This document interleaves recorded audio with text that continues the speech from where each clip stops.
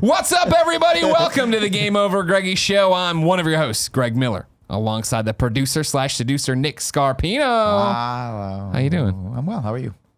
I'm good. But I'm on to you. Something's up with you today. I don't know what it is yet, but I'm going to get it. I'm relaxed. Let me see all your toes. Your toes are okay? They're all there. Cool, Greg. Keep an eye on his toes. He's up to something over there, right? Great. Why, you got a frostbite? No, I'm just saying. You don't get me wrong. You're delivering. Mr. D. You're delivering on camera. Like nobody's fucking it. business. You're knocking them out of the park here. You're doing great. You know what I mean? Go. But I'm just saying, I notice every so often a little tinge of darkness. A little tinge of darkness? Yeah, perhaps. I saved it. I didn't mean. I clearly meant twinge and tinge, idiot. Duh. Yeah. Shut up. Over there, the Hispanic heartthrob Andy Cortez. Hey guys, how's it going? Good. How are you? Alright. And then joining us not for the first time ever, but the first time in a long time on a Game Over Greggy show, the been a while. Reverend Jared Petty. Glad to be here. I think the last time was me, him, and Danny O'Dwyer. Oh wow, that was a banger of an episode. That We was. did do that together. Actually, I've been on once since then. Okay. Then that was when you were out of town. Oh, well, there you go. That's why it feels even longer to me. It's Just been a really yeah, long yeah, time. yeah. So I'm- That was a weird one. We talked about like it was going great. Then it was like suddenly the homeless crisis in San Francisco hit, and we're just like, it just got dark. It got weighty there for a little Yeah. bit. Sorry. I've had 2 quarts of coffee in the last 4 hours. It's bad I'm for you. Very excited to be Okay, here. good. I'm terrified. Coffee I think maker's I need to fixed. get on your level. That's the thing. That's what it is. I'm a little low energy right now, yeah. Eat one of the Dunkin' Donuts Keurig pods. No, dude, Jared showed up today, and I was like, hey, I'm going to probably go get a cup of coffee. Do you want one? And he's like, no, I got it covered. And he pulled out this, like, Jug. liter-sized jug of Starbucks pre-canned, like prepackaged iced Oh, coffee. yeah. Unsweetened. And I'm like, wow, I didn't know they had that, A. And B, he offered me something. I was like, no, it's good. I think you finished that. Oh today, yeah, I finished that and I'm on to the Keurig's fixed now, so I'm on to In this. the middle of Excellent. Games Daily, he's like, I gotta stop drinking this. I got about 4 I've had those ounces moments. left. And he's like, Well, what's I happened got now? 4 minutes left too. I've come back around. You know when you drink so much coffee that your brain shuts down? Yeah. Sure. That's where I've got. I've been there. Like I'm now like somehow, even though I'm not tired, I can't think anymore. Sure. So this should be a great show. I can't wait. I'm very excited for it. 2 things. We're going to talk about The Office here for a second. But before then, did anyone care about The West Wing? Did we have West Wing Yeah, watchers? I went there West yeah. Wing moment. Help me out, because I loved The West Wing as Allison well. Janney. And you said Excellent. something amazing. You said something that jogged my memory or whatever. Or you were talking about the homeless crisis, right? Right. There's a moment where President Bartlett is talking to someone who's going to run against him or whatever, and they're talking, I think, in the Oval Office privately or whatever, and maybe the manner. It doesn't matter at this point. But he presents him with a problem, and and the guy's response is basically like, oof. Crime, I don't know. Yeah, exactly. crime, Yeah. well, boy, I don't know. Yeah, and he's like, "What?" Right. But by the way, when you said crime, I don't know. Well, I don't know. That's Yeah. when I decided to kick your ass. Yes, that's All right. the season 3 finale of Yeah. The West Wing. They're at their meeting before they start running against each other. Yeah. It's while they're going to see the Shakespearean play on Broadway. Allison Janney's boyfriend, Mark Harmon, has just been shot. Oh, heartbreaking. I remember that. I remember that. And then they're and he's just been shot, and Bartlett's telling him about the death of this agent who swore to protect his life. And the guy's like, crime, boy, I don't know. He's like pseudo Jeb Bush guy. Yeah. And Bartlett's just like, yeah. That's the a moment. Brolin, right? Huh? That's one of the Brolins, wasn't it? I think it's a Brolin. Yeah, Yeah. There are many Brolins. Who's Josh Brolin's dad? Oh yeah, there's the James Brolin. James Brolin. It's James Yeah. Brolin. Yeah, Josh James Shit, Brolin. Brolin. wow, Yeah. I never connected that. Now, I'm sorry. So we awesome. do this thing He's in the before the goods. Game Over Greggy show called The Pre-Show. You can get it if you watch live on patreon.com/kindafunny. Why are you trying to fucking Or damn you the river? can get it later if you why are you trying to get the damn the video river, on bro? patreon.com/kindafunny. We're all Because what I talking. wanted to do. We moved on to West Wing, and No, now you now want to go back to the fucking office. a Andy show I've wanted to never seen. continue. That's how we started this. It's not my It's a problem dumb that you've got fucking- bad taste. I don't know say it, we. Dad. How I many learned it by fucking watching shitty you, Dad. fucking 80s goddamn movies have you watched on Netflix? You could have been watching The Office up until it got bad. I don't care what queued you up say. Real It did get Genius bad. last night. I say we don't dam the river. I say dam the torpedoes full speed ahead. That's Damn right. the man. That's where we're headed. Empire Records. That's right. We're gone. Now we're back on the Save same trees. page. Save Dan the Cortez. green. No, so Cortez. Andy Cortez. Hey, What's up? Dandy Andy. There we go. He is go ahead and Dandy answer the Andy. question. What was the question? Yes. Why are if you you're a fucking related. coward? Are you related to Dan Cortez? We didn't know it. I'm not. No. Aw, That'd be rad though. that'd be fucking dope. Hanging out with Pauly You know Shore and why? Dan Cortez. Not because Dan Cortez, but maybe Dan Cortez could get us to Bill Bellamy. Now here's my Not about to hang problem. out with Here's him. my problem. At what time were you lying? Because at one point you definitely told me you're related to Dan Cortez. I only know. Do we know another Cortez? No, there's never been one I in for history. sure had a conversation there's with someone named the Cortez. famous Cortez. He has an but, S I mean, at the end of his last name. Yeah, but like Mine's people with a change Z. stuff like that. when you know? it turns out when you move to California, you're supposed to change it to an S from a Z. Oh, I didn't you know just that. fuck that up because I you're didn't know lazy. that. Yeah. Didn't know that. So yeah, back to The Office. yeah, The talked about Office is homework. comfort food of course. for me and my girlfriend. I Okay. mean, but even before then, it was just like when I need background noise, that's become the show. Okay. But I was the type where when Michael Scott left, for the first 3 to maybe 4 watch throughs, I'd say like maybe 2 or 3, that I never, when Michael Scott left, I was like, all right, I'm done. Where I didn't even give it a shot, just yeah, because okay. I knew it was going to be weird.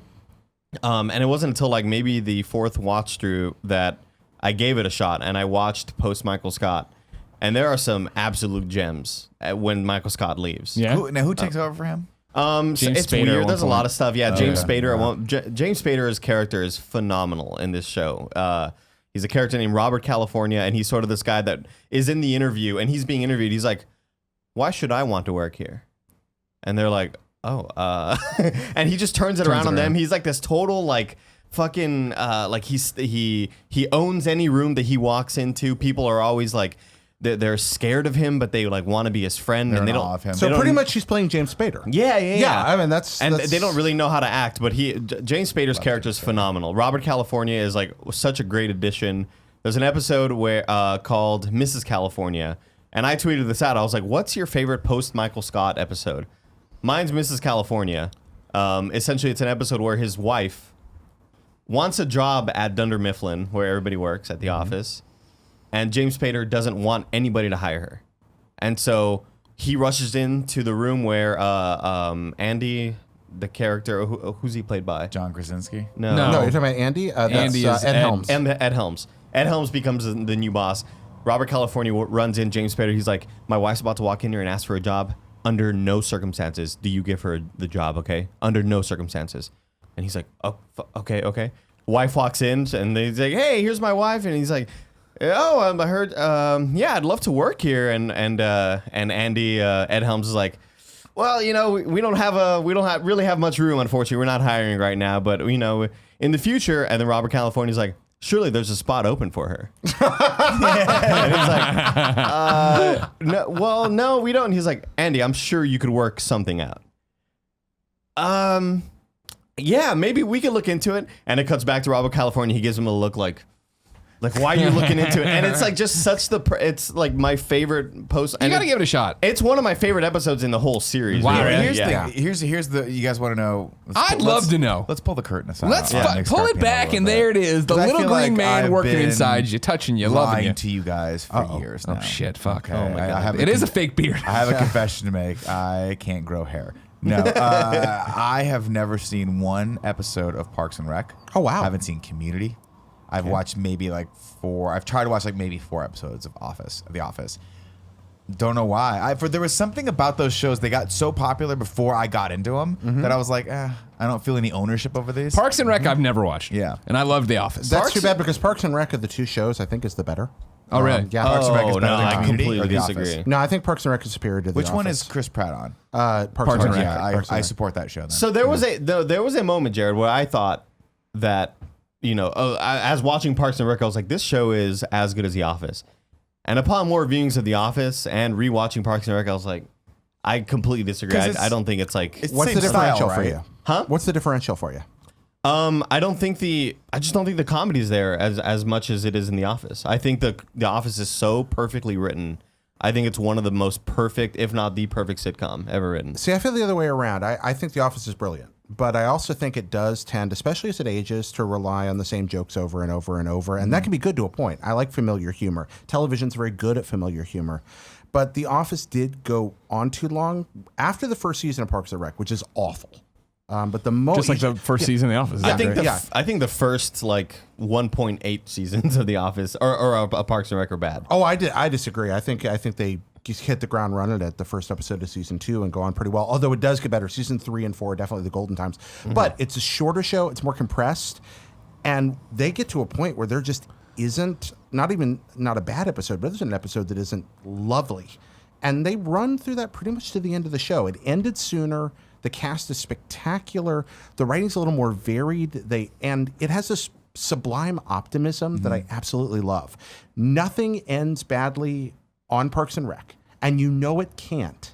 And you're okay with that. Whereupon in The Office, terrible things are occasionally just going to happen. That's always been the thing about The Office is the humor is dry and dark. There's a darkness to The Office. Right. Out of the episodes I've watched, I'm like, and I don't know, I can't be in that world for a long time. Well, it's where the characters being are in a kinda dead end shitty. job. You're in a dead end job, They're all right? kind of shitty to each other, and they all kind of don't like each other very much, and they all talk behind each other's backs. And Whereupon- while there's yeah. humor there, it's kind of bully humor to me. Well, upon Parks and Rec is all about love. Yeah. If you have a coin, The Office is the dark side, and Parks and Rec is the light side. And then on the Michael Schur coin, if you stand it up on its side on the edge, that like weird little area right there, that's The Good Place, which is spectacular. If you're not Good watching Place. that, Good Place is good. Oh my gosh, Is it a comedy? Yeah, totally. But it's unlike any other comedy you've ever watched. What's The Good Place? The Good Place is a Kirsten Bell show. Okay, I think my Kristen wife Bell watches show. that. It's Michael Schur, same guy that made these other two programs. Ted Danson's on. Ted Danson's superb on that show. Is this the one where she dies and goes to heaven or something like that? she ends up in heaven and she's not supposed to be there. Right. She is a terrible human being that accidentally ended up in heaven. Well, there is no heaven or hell. Just the good place or the bad place. Yeah, and more than that, I don't want to say. Okay. And at the beginning, you'll be like, well, that's a cute premise for a show, but and you watch a couple, and then that show is one of the more existentially challenging pieces of popular television I've ever seen. Like by the end, it gets better. That's the other bit. You're like, well, this is kind of, that gimmick can't go too far. They are not afraid to constantly change things in meaningful ways. Yeah. Where you are by the end of the second season of that show is so far from where it begins that it's incomprehensible and great. Interesting. So here's the deal. I haven't started season 2 yet. You guys have obviously watched a lot more network television than I have. I wonder if this would be fun, where you guys pick one show that for me that I haven't watched, and I start watching it and see if I can get into it, and we come back in like a month just to see how many I got through. I'm in. Okay, and then maybe I'll pick one for you guys. Fuck yeah. I just think The Office is like. But he's already tried with The Office. That's the other problem. And are we I starting mean, the him from thing is, season though- 1, or are we just saying jump into season 2? That's the thing for me is like I tried watching the original Star Trek series 3 times, and then finally it clicked, and I watched all of them, which is weird. It just needed to hit me at the right moment. Even Spock's Brain, Which one was Spock's the Brain? terrible season 3 opener, the awful Star Trek original You series. got to narrow it down. It's the more one than where that, they 'cause take there's so it's many the one bad where they take episodes. Spock's brain out, and he's walking around with like the football helmet. Oh shit! I don't It's remember that really one. bad.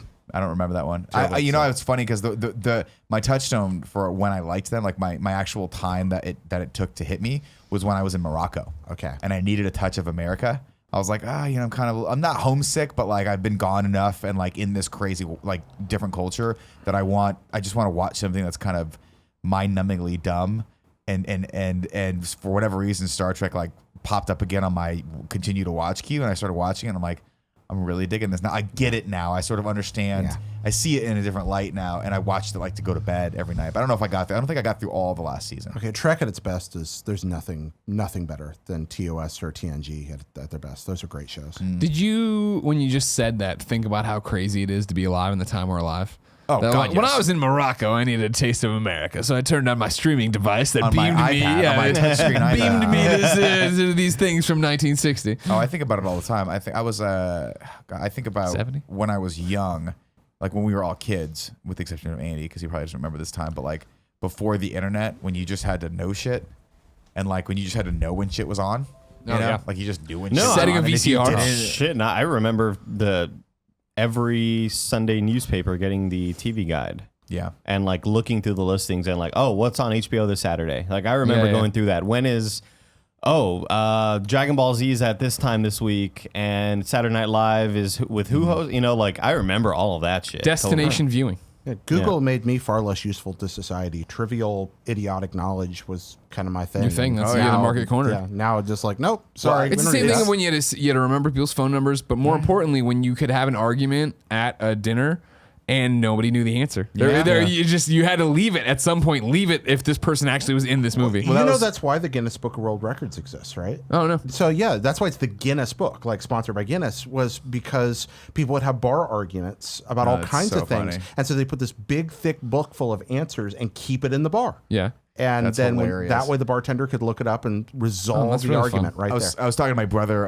when he was helping to get prom done, and we were having dinner, and we were just talking about the generational gaps. You know, just shooting the shit. Sure. No facts. You're behind yelling this, about these but- damn kids. Yeah, and I was like, it's so funny because a lot of people growing up right now aren't tethered to stuff. They're not necessarily tethered to the importance of needing to know things or being an expert on something because you don't have to anymore, right? You don't really have to be an expert. Like, you can get good at stuff, but you don't have to be an expert at knowing this thing because, like, the onus is not on you to keep that information here, right? You can just go in and out and it doesn't matter because it's like owning a CD. You don't have to do that anymore. You don't have to own anything anymore because if you want something, you just pick up your phone and rent it again. Sometimes that troubles me. One of the psychological principles that's useful in therapy is achieving mastery of something, like feeling like you're good at something. Sure. And I do wonder sometimes if maybe our detachment from the idea that something belongs to us can be inciting a bit of insecurity in our culture at this place and time. Maybe, but I could also present a counter argument to that, which is that the need to own things is in and of itself an insecurity. I'll agree with And you the there. need to control and the need to amass things is insecure. And I've noticed in myself that once I've let go of those needs, I feel a lot more free and a lot more happy. I'm good with letting go of those needs until my rent comes due. Yeah, no. I mean, you have to have some stuff. But I'm saying, like, the idea of, like, I found it incredibly therapeutic and cathartic to say throw out, or actually I didn't throw out, I donated my old DVD collection when I moved from my old apartment and moved in with my fiance at the time, now my lovely wife. I was like, I don't know why I have such an attachment to these things. And then, I literally had half of them were in cellophane. Hadn't even watched them, right? And in fact, I knew psychologically the second I bought a movie and put it on my shelf, I never wanted to watch it again.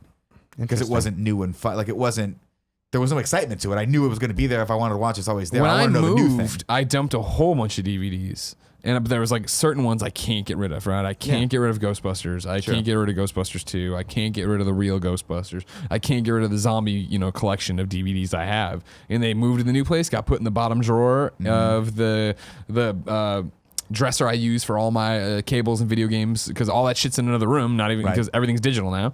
And I put it in there and shut them, and I've never gone back in there. That's where your straw dogs is. Yeah, that you lent me 5 years ago. Oh yeah, that and Wild Arms Reloaded. We're never gonna have those back. That'd be great. And Wild Arms Reloaded, I see every time I turn on my Switch. It's right there. I know I gotta play this Wiener Dog Still game. in there. You just haven't played it. But it's like, why the fuck haven't I just gotten rid of all these DVDs and tossed Well, them? some of it is think about this. Like, if we walk outside this business right down, like sit down in any restaurant in San Francisco that has a glass door. Right. First off, there's going to be neon signs hanging up on the wall trying to sell us beer. We're going to look down at the menu, and if it's a local place, there might be 2 or 3 local businesses literally printed on the menu, advertised, like in addition to the food that's there. I like when it's on the placemat. Yeah, if we look out the door, we're going to see a billboard on the side of the road that's trying to sell us something. Sure.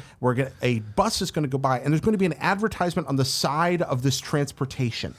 We are all advertising a brand on our shirt right now. Exactly. Everywhere we turn. That's perfect. We're all someone is trying to sell us something. The most valuable thing in American society is buying things. It is what is supposed to make us feel good. And no matter how much we try to be cognitive of that and push back, you can't fight off an entire world worth of indoctrination, a lifetime full of being told this is what's important. Sure. It's not just easy, or it's not just that it's not easy, it's practically impossible. I'm so excited tomorrow to wake up, as we were talking about on the pre-show, right, and give fucking Epic Games $25 to unlock all these different tiers that'll get me closer to whatever the fuck I'm gonna be. I don't even know what the costumes are tomorrow for the Battle Pass for season Happiness. They get you closer to happiness. Exactly, man. I'll finally feel fulfilled. You know what I mean? I want to go back to Nick mentioning how we don't have to know anything. We just have to be able to look it up, you know? And that's actually what Pat Sajak told. He mentioned that on the Dan Le Batard show. He's like, we don't have to know shit. We just have to be able to look it up. Like, it's insane. But wait, he's talking about now or even now. on Wheel of Fortune? No, now. Okay. Now. But I think about all the times that people have told me things.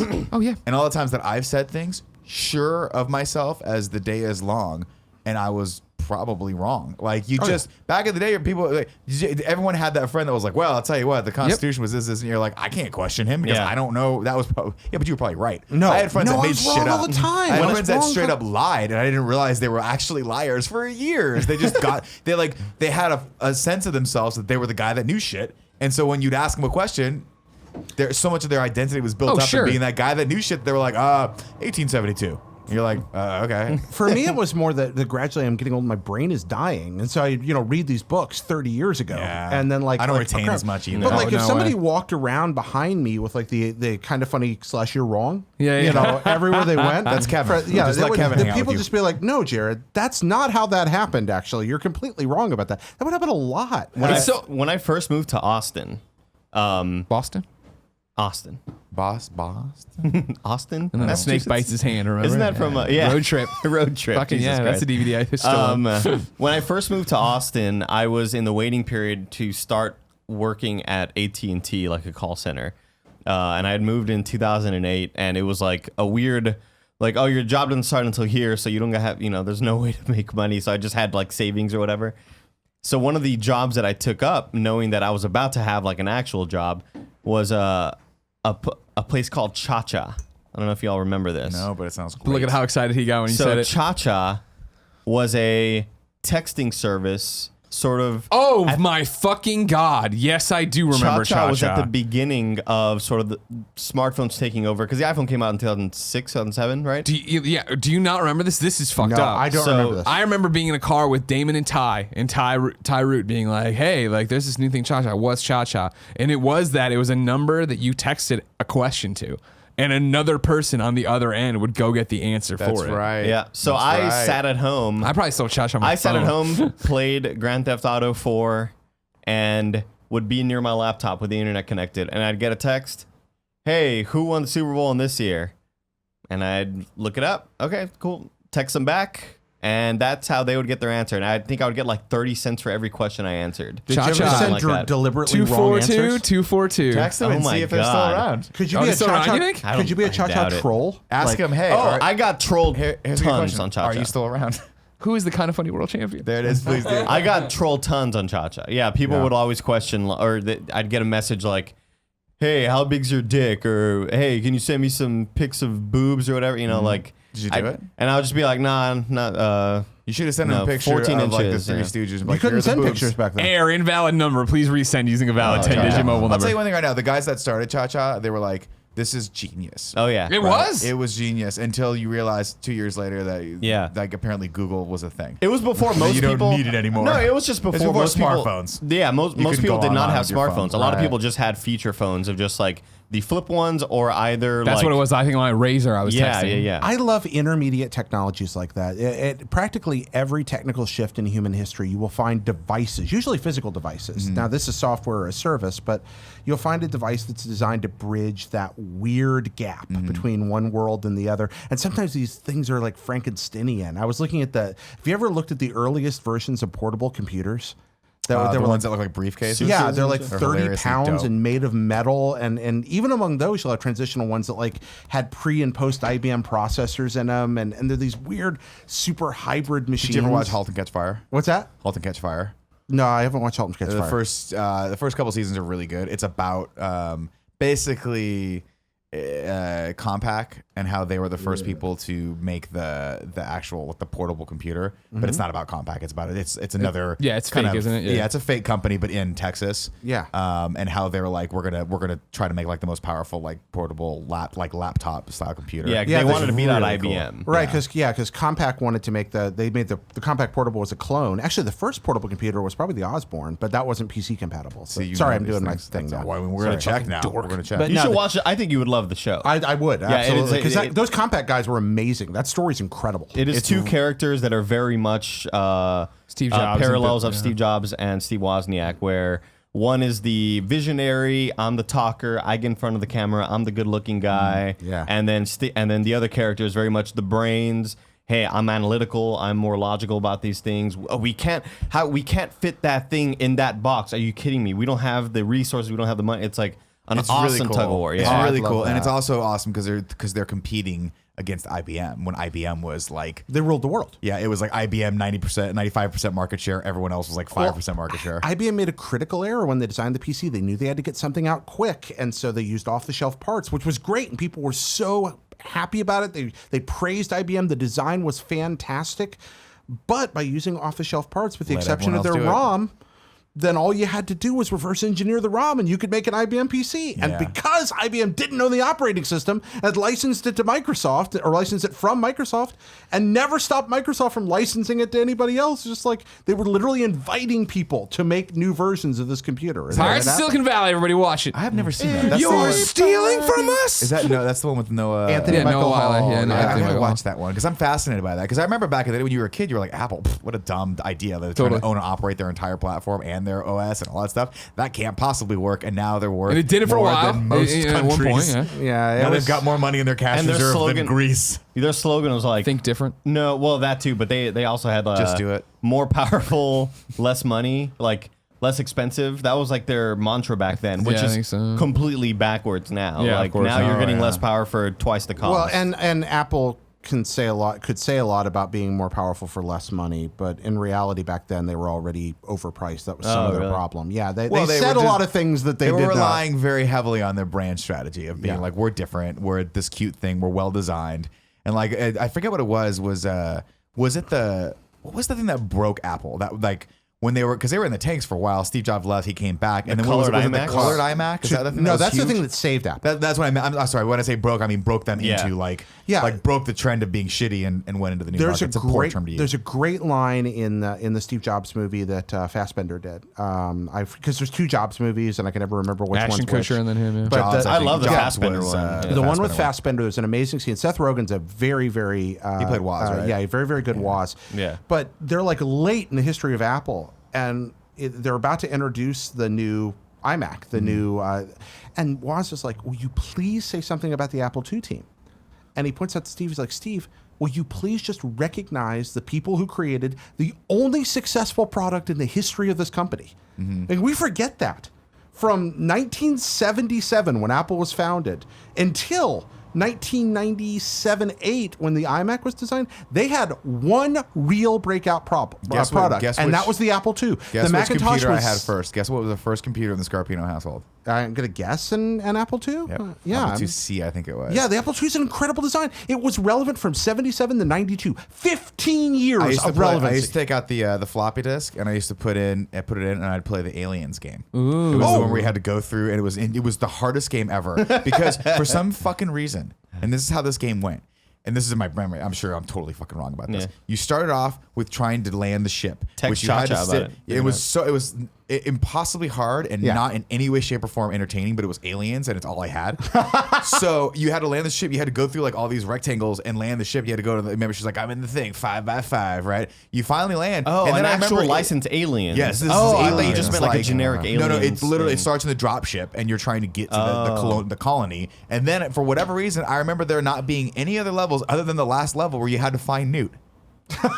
Which I think it went from literally hitting the planet to you have to find Newt. I There's have no other fucking part of this game, I've and I never never got played her out. They only gave you 5 flares, and by the time I was like, I guess it was like a maze, and you had to drop a flare to mark where you're at. And for like a 5-year-old, I was like, I can't fucking figure it's this the out. worst. It was not fun. I don't think I've ever played the Apple II version of Aliens. That's amazing. There's an earlier one, and maybe unlicensed Alien game that's actually really cool.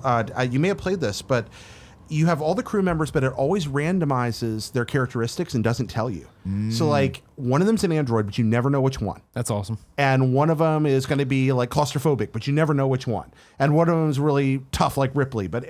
And you're that's awesome. just trying to get them to survive through the ship. And then every now and then the alien shows up. But even though it's super primitive, it has this cool heartbeat effect and a heartbeat monitor. Oh yeah, And- what you mean the was the oh yeah, And because it's they going had their the Colonial Marine Right. And it's going like heartbeat burp, burp, burp, burp, burp, burp, burp. And it builds it, and you're playing it, your heart kind of syncs up to it. You get all Jesus, terrified. I don't like Scott that. Shirky, I first heard talking about this. It's an old C64 game. But it is an amazing game to play. It really stands out for I that. love it. I love it. The Apple II, though, so you know what? There's nothing on earth I love more than the Apple II. So we should probably stop me now, or I'll do this for the next hour. I can't remember how we even got on the Apple topic. Yeah. Oh, we were All the way just through talking with Steve Jobs, talking about Yeah. Halt and Catch Fire. And Yeah. Oh Yeah. wait, you still got to Pirates pick a of show for me. So Parks and Rec or The Office? I'd Pick say it. The Office. I'd say start in go like around the table. season 2 of The Office. Start season 2 of The Office. Jared. Even you know what? Because it's 2 short seasons, I'd say The Good Place. Okay. Because you can actually sit down and watch that in a few hours.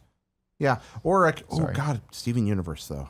Or Nirvana, the band, the show. So the best. Narcos. I'll tell you, you start watching that, it's a trade. It's a fair trade. You know what? The best show on TV right now is Steven Universe. Actually, Steven Universe. Which one is that? Steven Universe is a Cartoon Network show. It's 11-minute episodes. Okay. There's about 150 episodes now, but they're all super short.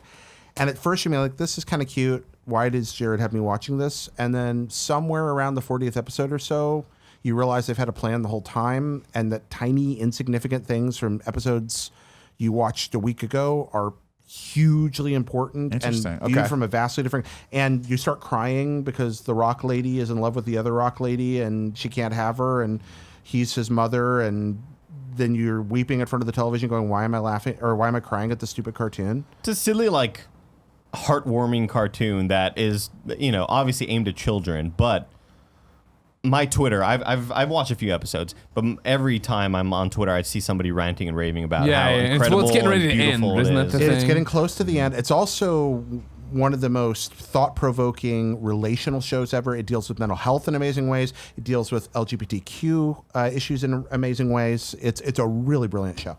All right. Greg, what do you think? You're the tiebreaker. I watch what you want me to watch.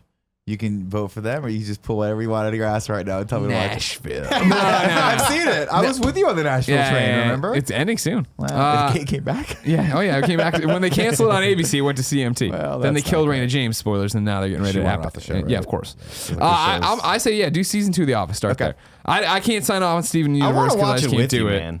Start with season 2. We'll do the Office I mean, podcast. you laughed want to do an at Office this podcast? little short clip. I would love to. Oh my god. What if we did an Office podcast? Office in review. And then did the disaster podcast that we should have been doing all along. Yeah. Because I really want to see that stupid Meg movie. Oh yeah. So bad. I It's wanna a see what this movie? fucking- Oh the my Meg? God. It's a Meg? Megalodon. Yeah. It's a movie with We saw the my previews. God, it's a Oh no, you weren't Megalodon. there. You weren't there during Ant-Man. It's a movie starring Jason Statham about a gigantic shark. Yeah. Oh, okay. A prehistoric, gigantic megalodon shark. Oh my god. And they call it the Meg because megalodon, no one knows what that is or how to say it. Okay. I'm not But even everyone sure I'm will saying it understand the what right a way. meg is, of course. It's the Meg, baby. Did you ever watch? Has anybody ever watched Rick and Morty? Oh, yeah. Yeah. You like it? Yeah. Yeah. I still find that to be it's just a hysterical show. I feel like I should watch Rick and Morty. People always talk about it. Every time anyone says anything, is- someone brings up Rick and Morty. I will Dan Harmon, say you gotta watch it. It is the type of Just show a that you might feel turned off to get into.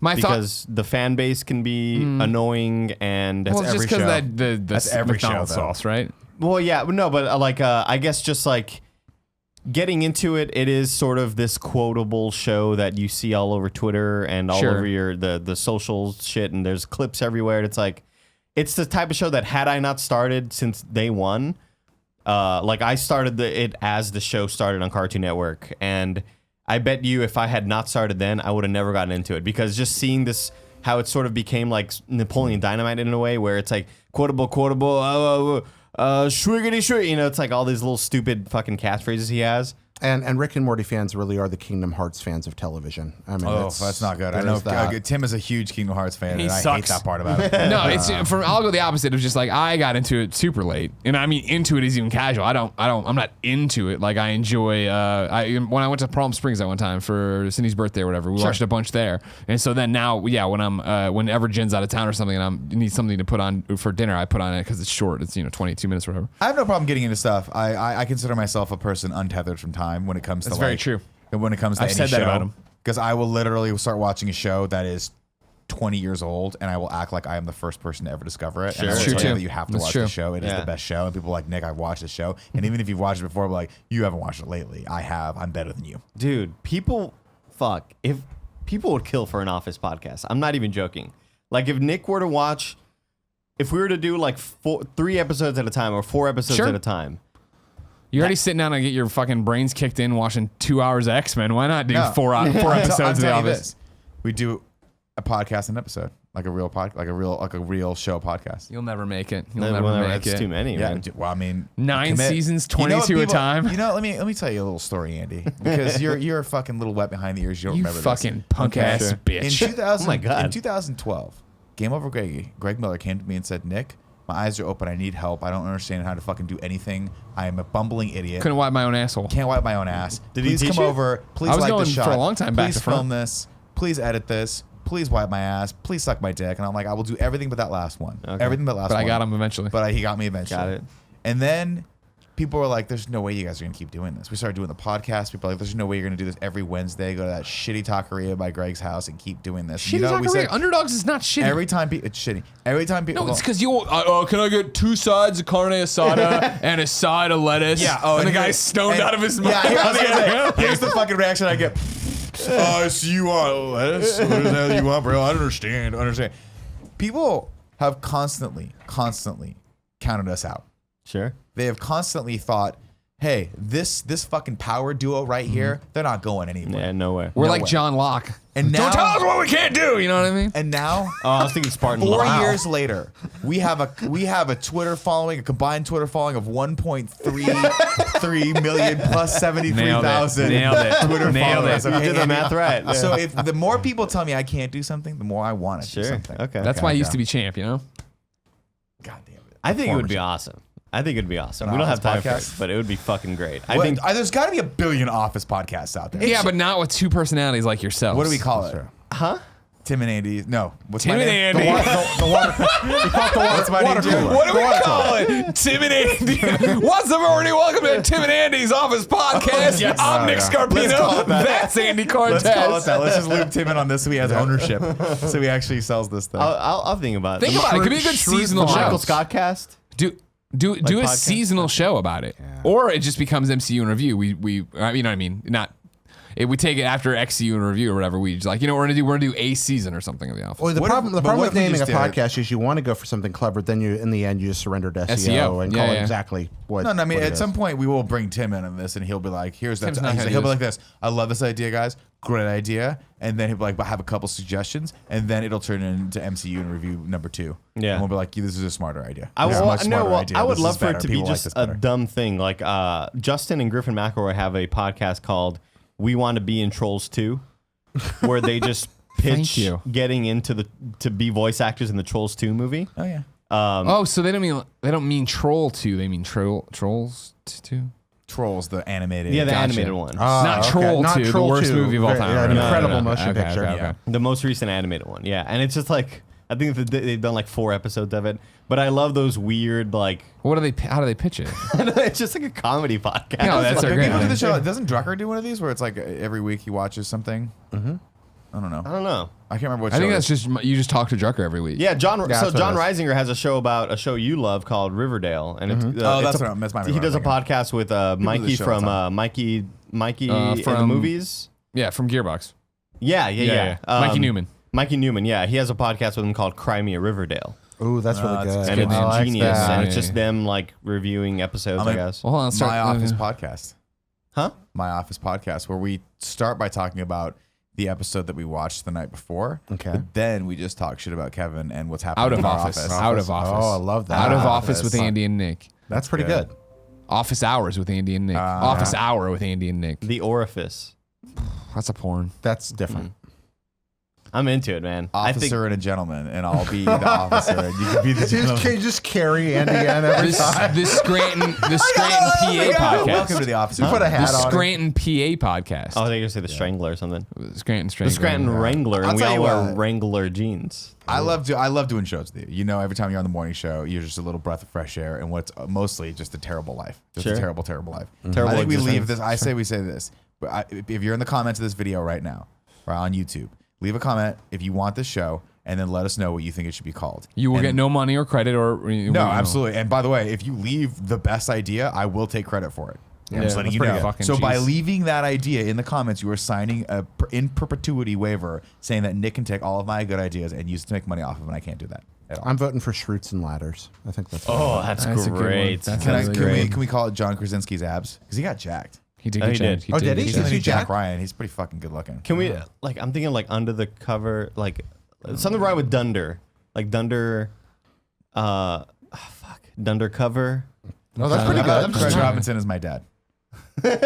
No? No. How about come be on the show, Craig Robinson? Oh my God, that'd be amazing. If you didn't know, ladies and gentlemen, this podcast is the Game Over All Greggy right. Show. Each and every week, 4, sometimes 5 best friends gather on this table, each bring a random topic of discussion for your amusement. If you like that, head over to patreon.com/kindafunny, where you can get each and every episode as early as you like. You can watch it for $1 as we record it. That gives you the pre and post show. Or you could wait for the $5 MP3 the next Friday on Friday, or the $10 pre and post show and whole show video we put up there as well. If you have no money to toss our way, no big deal. Head on over to youtube.com/kindafunny or podcast services around the globe where it posts as one big video and MP3 the following Friday, as I think I already said. I noticed you're making symmetrical patterns. With You the did pens that. You here. did that. No, you had like You a came in to perfect fuck 'em fan all out, up, and I yeah. came and screwed it up. Well, then I guess we're going to start there. All right. Heard about that. Now this is, I will tell you right now, Andy, I'll need all of your brain power in this one. Fuck, this is gonna suck. Because we need to make this, of course, interesting for the audio listener as well, and even the video watcher. Because last Game Over Greggy show, I said there was a topic of what Nick should know. Yeah. What do you think Nick knows and what he doesn't know, kind of thing? Okay. Should have come into work yesterday. You know how Greg and Tim always like, you're like, hey, did you see this thing? And they're like, dude, I saw that like 2 hours ago. You know, Yeah, I'm yeah, always yeah. like, what are some things that I should know? Like, What are some in internet general? things Yeah, happening? or anything, just things that are really important to know that I just don't know. And so I brought up that I had been kicking around for a while a topic of, I ran off another one. Where the fuck is it? Cool, Greg, can you go find this? I think I left it on the printer maybe. Or it's in it came out the printer thing or whatever. I've been kicking around a topic for a long time of if we could label all the states in the union here. Okay. You know what I mean? Sure. And Nick immediately was like, I cannot. Oh no. Oh no. Yeah, and so Not then it even was close. like, all right, we should try to do it. And so what happened is yesterday I said, Kevin, can you print this for me? And I sent it off. And Kevin said, sure. And then he got up and ran over there. Thank you very Yeah. much. And then It like 5 minutes for whatever later, he comes reason- back with one piece of paper. Yeah. And then he did like this to me. And then he ran back there. And I'm like, all right, it doesn't work. And he sat back down, and then the papers never came. And so then when the show ended, and we went and sat What back show in is this? the What is GOG. This is GOG yesterday. doubling up on GOGs We're 'cause doing a we're GOG gone yet next ahead week. for Comic-Con. Oh, I see. And so then after the show, we went back there and he said something, oh, sorry about this happening. He's like, no big deal. And he's like, sorry about the printer. I'm like, oh, no, I understand. I figured something was broken. He's like, oh, nothing's broken. Like, it was some toner problem or whatever. I'm like, oh, well, yeah, but you couldn't print all the things. He's like, no, I printed them. I just brought them back and sat down with them. I'm like, why didn't you give them to me? He's like, I thought you'd ask for them. I was like, I was asking for them when I asked you to print them. So just like that was just a breakdown of communication. So we all have our 50 states here. Now nobody can cheat. That's the thing. But I also think nobody can just stop talking. Sure. So I'm wondering if we should break into pods. You and me go last. You guys label here. You guys label it up. We can talk to you. We can not talk. Or to you. here's the deal: what if we just went one by one, and I put down all the ones I think, and then you guys scratch them out and put the real ones. Like we just do one sheet, and everyone has to fill them all out. Are we trying? I think Jared beat could each do other? this on his own. I'm pretty sure I can do all these. So why don't I start writing? Yeah, if Jared starts writing, Okay. Because it may take through me it. a while. Because I'm pretty sure I can do them all. Okay. I can only do like 4, so I'm good. I'll just keep talking. you got to get into it. Fine. Nick. I mean, it's gonna take me 20 minutes to figure out where half these are. Are we just gonna sit in silence? Let's sit in silence. No, I don't want to sit in silence. That's what I'm saying. I'm thinking they could write. We could talk. Oh, I see. I'm sorry. We can do it in pairs of I thought two. you said break off into pods as in like homework, like pick your lab partner. You got to fill it out. Oh, together. no. I'm just saying you and I continue to talk as we are yeah, right that's now. fine. While you Fuck do them. that. Fuck Why them. do you think you're so bad at geography? I never cared about school. So it wasn't that the American school system failed me like it has so many. It's just that as a lazy child, I just didn't give a shit. See, I didn't travel a lot in the United States, Sure. and so I didn't care. Like we never had like a map that was like, here's the pin that you've gone to. Where's the state? Just don't care. See, I don't know. I barely know where countries are, let alone our states. Well, you say that, but then you and Jared were talking about, it's pretty easy to find Iran and Iraq. And That's all this because I shit. literally sat for 2 days and did the Middle East quiz. But quiz me right now on where those are. I'll probably get them all wrong. See, my thing is, I disagree with you when you say you don't think the American school system failed you. I think that I'm going to be. I'm thinking I can get a 70% on this test right Okay. now because I haven't studied. This is something I thought about forever ago and never did anything with, right? I think I can probably get a 70 on this quiz, if not a little bit higher. Is there a South Virginia? I'm not going to answer that. Okay? I'm afraid I can't answer that for you, okay? We will not help each other and we will not cheat. Okay. I feel, though, the American system failed all of us. Something's wrong with the American education system because all it does is teach you to pass the test. This is what I always come back to. I agree, but I also think that I would say that our education system just isn't. It was not specifically geared toward what I needed to motivate me to learn. So I sat in classes. I had phenomenal teachers. I grew up in Riverside in a nice part of a suburb, so it's not like I was in a classroom where there were 60 kids and they were going fucking nuts, and the teacher was just like, I just don't have enough time to pay attention to these kids. Yeah. I had phenomenal teachers who spent copious amounts of time with me. I just, for whatever reason, was just not interested in stuff. And I think that's maybe part of the system's problem. I mean, yeah, It maybe wasn't- true. Maybe. I'll never forget, in 7th grade, I had a teacher, Mrs. Wick, very nice lady. I know her. Very brave lady, too. In 7th grade, she taught all these 7th graders, obviously. Well, she was in 7th grade. You understand where I'm driving with this. Mm-hmm. She wore braces. And everybody, and it was totally fine. Oh, that's great. But it's just like, that's a ballsy move as a teacher. Oh, especially you got to with get up kids, with a bunch yeah. of fucking monster kids. You know they're calling you fucking brace face or whatever. the And we hell they weren't. call She it. was too. We loved her too I'm much for calling that. her now. But it was. I remember her pulling me aside after class and being like, when we were getting ready to.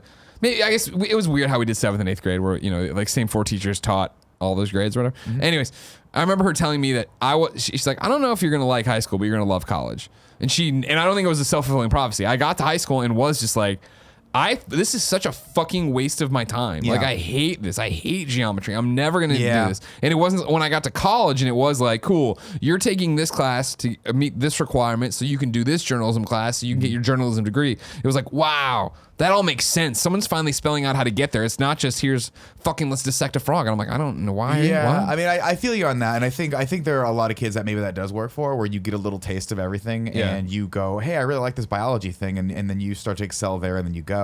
The things that I excelled in were the arts mostly, and I don't think I recognized that until mid college. I don't think I recognized that I was an artist, not an engineer. Not an analytical person. I was more of a creative person until far too late to do anything really, like to be on that track of success until like finally sophomore year of college. I was like, oh, I kind of figured it out. And then, by the time I'd gotten out of college, I could then start planning to get a job like the one we got at IGN. Things like that. I just, I admire the people who were like, I really kind of was influenced by a few different things early on and just never felt the need to go to college.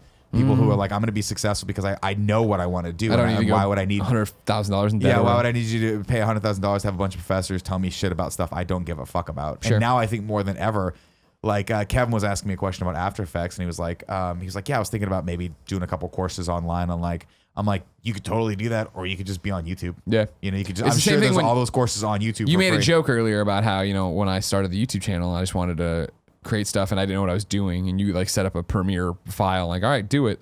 Like that was the most educated I got on Premiere because I didn't know how to do anything. Right. So when I couldn't figure it out after fucking with it, it was just go to YouTube and put in Adobe Premiere, how to make black and white, Adobe Premiere, how to reverse images or whatever the fuck you're looking for. And sure enough, there's 30, for every question you have, there's 30 responses there telling you how There's to do always the one asshole though that goes, here's how you do this thing in the title. Yeah, and then it's you a press play. 45-minute video. No. I was thinking of the guy where it's like, it's just him doing it without explaining it. Oh. And you're like, you motherfucker. I hate the ones where you get there and it's like, first off, a terrible mic and it's the long, all right, today we're going to change it. And it's like, okay, I know this is easy. And then you skip ahead and you skip too far. Like, fuck.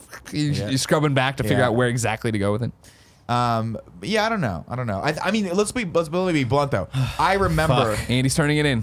Yeah, You don't have to grade it. It's an I'm A. down to my last 2, and I'm trying to remember. Cool, Greg. Alabama, Alaska, Arizona, Arkansas. Can you get me a highlighter Connecticut. and a Sharpie? Delaware, Georgia, Florida, Hawaii. What about you guys? don't know Andy this and I song? going to talk here No, in a second? Andy, Is you that what's talk gonna and we go happen? to school here. No, by the way, I remember doing this in school. I remember someone actively trying to teach me where all the states are.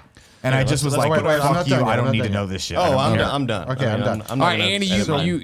you pick it up and you start talking to Nick. 'Cause I'm similar to Jerry. Where I think I know a lot, and I think I'm going to be able to go for a little bit longer. Really? Andy, how were you taught the school system? How were you taught the states? Yeah, I mean the same way with like marking down on the map, but the song that I was just singing is all the 50 states of the United States. See, I never learned that song. Okay. I learned A, B, C, D, E, F, Well, I learned G, that right? too. You learned that one. So this one it's a 50 nifty United States from 13 original colonies. sing 'em. Shot 'em, scot 'em, tell all about 'em, one by. You don't want me to sing them all? No, because Greg is competing here, and I don't want to give him an unfair advantage like I apparently had in Snake Pass when I won the championship twice. I'm glad you're finally admitting it. Wow, that's a Glad big you're admitting callback. it. No, I mean I said apparently, meaning that's not the case. It's just the way you choose to see future. Like apparently you didn't actually win the belt from me. You won it from a guy named Johnny Ace. I never met him. Yeah, right. Seems like a nice guy. I though. think that I maybe scored like a 50% on this. Okay. And it's really embarrassing, Nick, because I mean, it's hugely embarrassing. You know who it's embarrassing too? Those assholes from Canada who could probably fill this out better That's than what me. I'm saying. There's a lot of people from the UK that know the US better than I do. Europe goes, every time we talk about how little we know in America, there's always some European guys like, yeah, we know fucking everything. We're fucking Europe. And I'm like, yeah, you assholes. It's true, but we don't like hearing it, so we're going to make some shit up about you. Here's an interesting Your thing. stupid soccer game is done. I think I'm in, guys. I'm ready to hop in now. Okay. I don't know how true that is about Canadians. I just my like to fuck girlfriend with from Canadians. from Canada. Yeah, she's a and welcome we were human. watching the David Letterman Netflix thing with Jay-Z. Wait, by the way, you got to start going to them. with Obama. Yeah, you're not going? I was told to talk to Andy. Well, until then I'm Andy stopped. and I can now, talk while you start, Jared's yeah. tapping in. Well, I want Okay, to so hear I'm the gonna story. pop- you just don't want to take the test. I really don't. I really don't. Go So ahead. she watched her and I were watching David Letterman interview Obama, and she was like, "Wow, I didn't know a lot of things about him." Like About President Obama? yeah, like being, I guess as a Canadian, she wasn't as.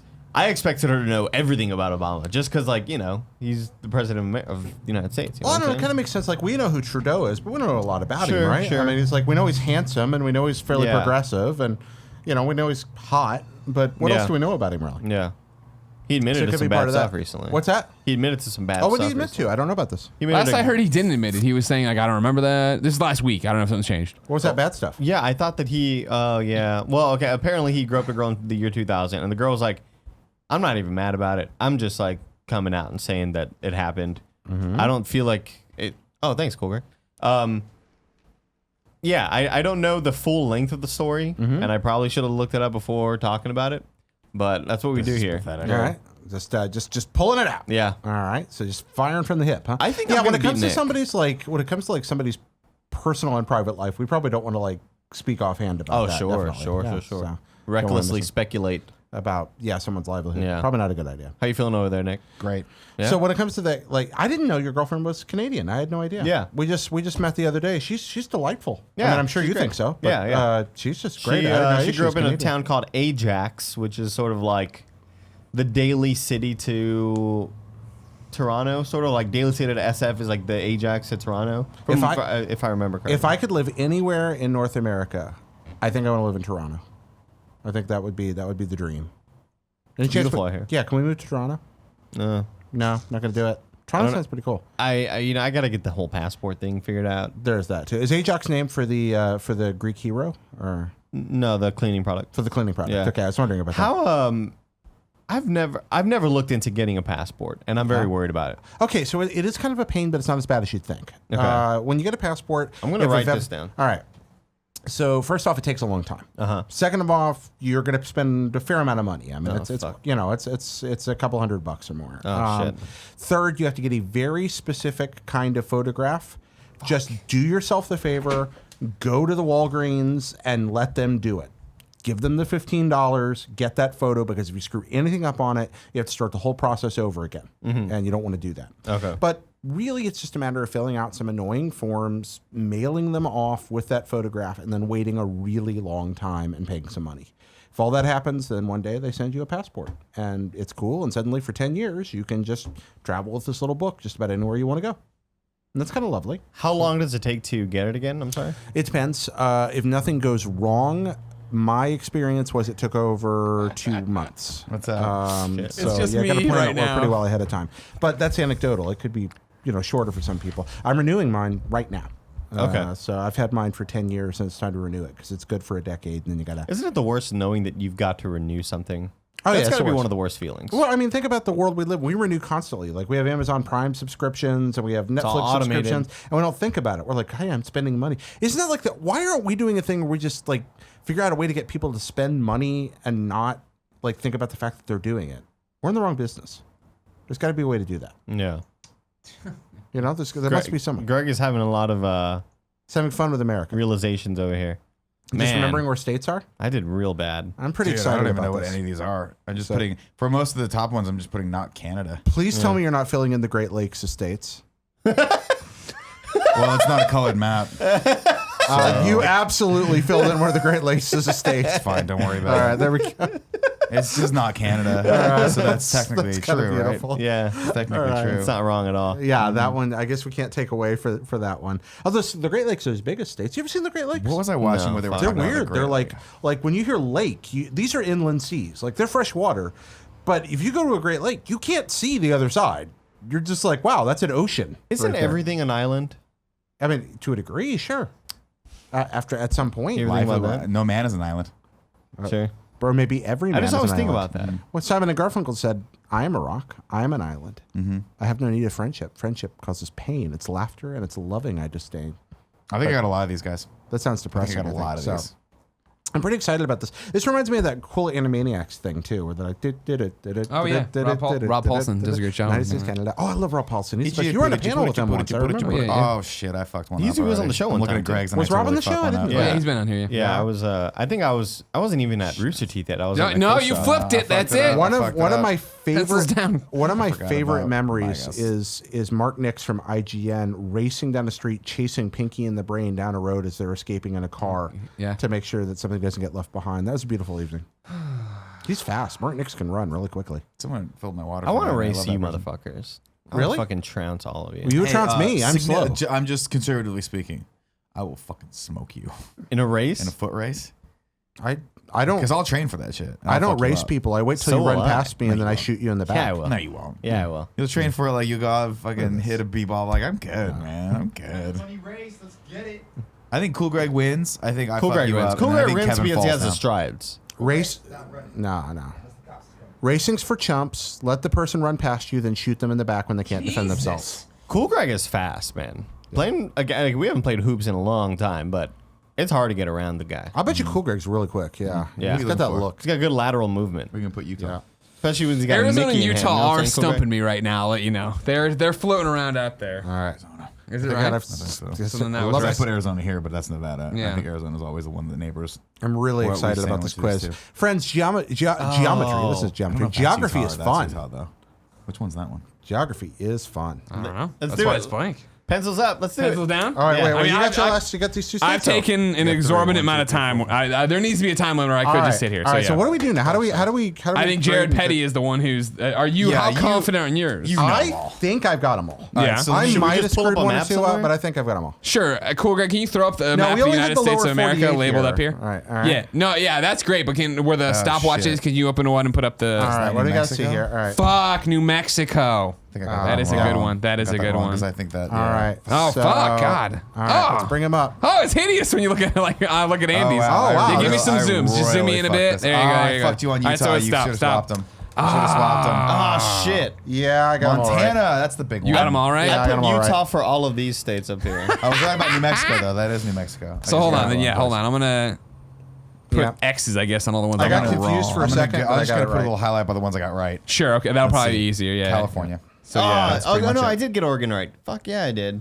Well I done. always get Fuck. confused which one. It's why I got those right. That's great. Yeah. Texas I got right. 48-40 your Fuck. fight. That's how you Oh, remember. I totally didn't get 70% at all here. I put Iowa where North Dakota So I North hope, Dakota is. if anything, for all the, we're all fucked up except for Jared. I hope for all the international folks watching who get all offended when I joke around about not knowing where their country is. Yeah. They now have a glimpse into the madness here that I of course have no. Oklahoma. Yeah, I got I've been there. That's what I was laughing at 1.2 over here, where I was like, "Fuck, I've been to Boston, and I Yeah. don't know where I was like, Massachusetts where's that again? is. Where's Where the that fuck am I?" Massachusetts at? And I remember when we got to Boston, Massachusetts for the first time, having to drop a pin.